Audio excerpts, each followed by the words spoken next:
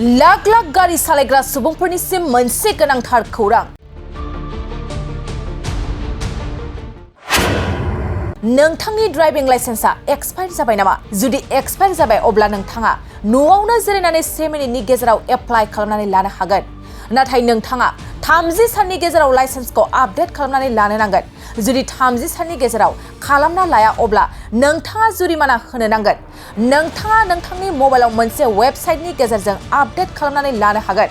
नोंथाङा https://saratiparivahan.gov.in आव थांनानै लाइसेन्स आपडेट खालामनो हागोन। बे वेबसाइटआव नोंथाङा मोनसे फर्म मोनगोन आरो गोदान खालामफिननाय महरजों नोंथाङा गोनांथार फोरमानलाइफोरखौ जमा खालाम आरो बेनि उनाव नोंथाङा 400 रां अनलाइनाव होनांगोन।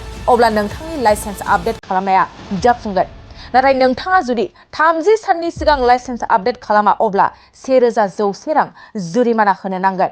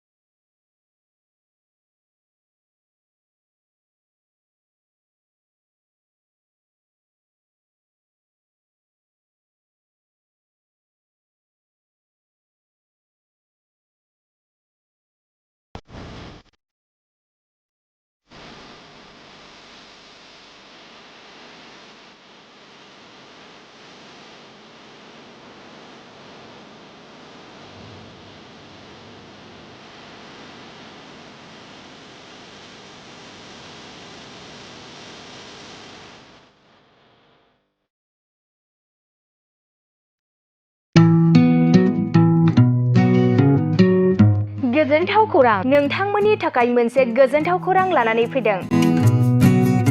उदालगुरि जिल्लानि सिङाव थानाय डिमाकुसि नोगोराव नोंथांमोननि थाखाय अरदाब दा बड' किटचेन मुंनि गंसे गोदान हटेला गोजोनथाव खौरां लानानै फैदों। नोंथांमोना बे अरदाब दा बड' किटचेन हटेलाव साहा, कफि, आइसक्रिम, फास्ट फुड, आखाइजों बानायनाय ग्रीन टि, न'आव बानायनाय आसार, गाइखेरनि एन्थाब आरो ओंखामजों जेरै अमा, दाउ, बोरमा, साम', खुसिया, अमा गोरान, नाफाम बायदिसिना बर'नि ओंख्रिखौ बे अरदाब दा बड' किटचेन हटेलाव जानो हागोन।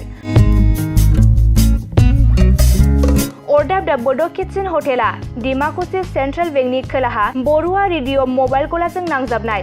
सोरबाफोर अरदाब दा बड' किटचेन हटेलाव बायदिसिना जामुं आदार जानो थाखाय सिगांग्रो अर्डार हरनोब्ला नैबे 8135967290 जानबुं नाम्बाराव कल खालामनानै बुकिं खालामहरनो हागोन।